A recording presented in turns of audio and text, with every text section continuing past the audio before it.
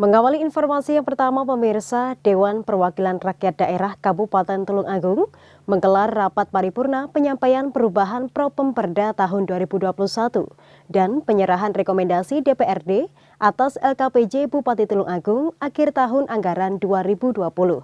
Dalam rapat ini juga sekaligus pengumuman keanggotaan Pansus masa sidang 2 tahun sidang 2 periode Januari sampai dengan April tahun 2021.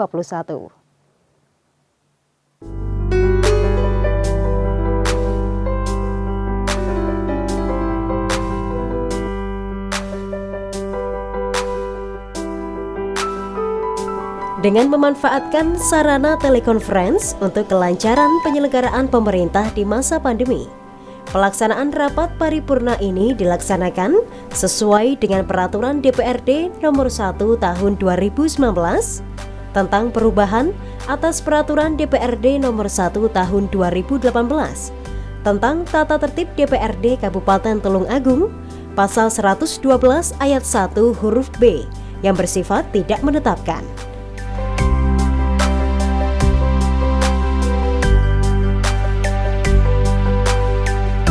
Selain penyampaian LKPJ dan rekomendasi DPRD, rapat paripurna ini juga mengumumkan anggota panitia khusus pembahasan Ranperda masa sidang 2 tahun sidang 2, periode Januari hingga April 2021.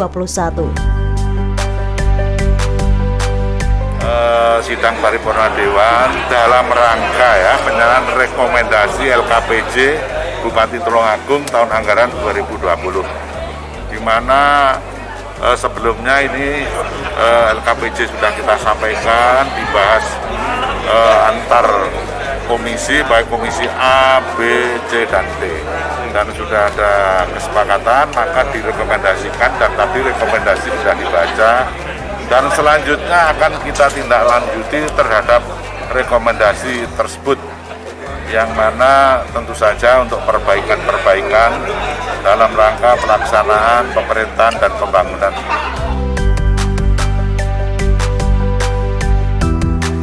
Adapun Pansus 1 membahas tentang Ranperda fasilitas pencegahan dan penanggulangan penyalahgunaan dan peredaran gelap narkoba.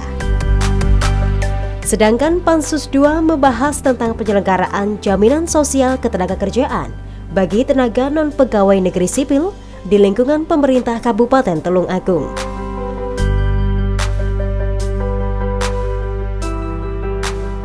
Poin antara lain rekomendasinya antara lain perbaikan jalan, kemudian mengenai sistem pelayanan, terus kemudian juga terhadap penertiban terhadap perencanaan yang disesuaikan dengan kondisi lapangan yang ada. Pak, yang menjadi sorotan tahun lalu kan soal serapan anggaran, Pak. Ini bagaimana di tahun ini, Pak?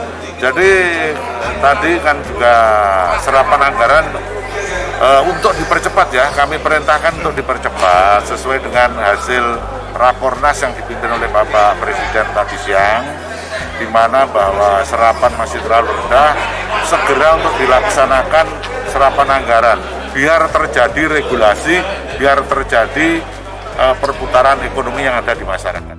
Harus mendapatkan pencermatan, kesigapan dari dananya juga, dari eksekusinya juga, dari kualitasnya juga, itu infrastruktur. Kedua adalah penyikapan tentang tenaga honorer yang konon kemarin belum tercover semua di dalam penganggarannya. Itu menjadi catatan karena dia juga abdi negara yang belum tercover dalam PNS, dia tenaga honorer. Itu yang kedua itu. Khusus honorer ini kan masalah yang bertahun-tahun dibahas tapi juga belum ada solusinya. Oh sudah lah, kan sudah ada tambahan dari 250 ditambahi nilai 100.000 per orang, terus yang SMP juga sudah di-cover, kan harus bertahap. Itu. Yang penting kita kawal terus, kalau bisa semuanya bisa di-cover oleh anggaran daerah. Maka salah satu masukan rekomendasinya ketika kemarin biaya pendidikan itu diberikan sama rata, akhirnya dipilah, disisir mana yang skala prioritas yang membutuhkan, sebagian daripada yang tidak tercover oleh itu dialihkan kepada tenaga pendidiknya supaya ini kontribusi pendidikannya juga jalan. Untuk Pansus 3 membahas Ranperda tentang perubahan atas Perda nomor 13 tahun 2016 tentang penanaman modal.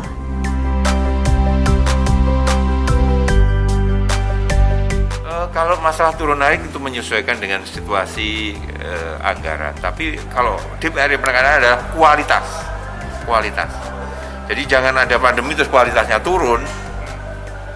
Kualitasnya ditekankan lebih baik karena itu akan diwariskan generasi berikutnya, akan juga berkelanjutan pada proses-proses tambahan infrastruktur berikutnya.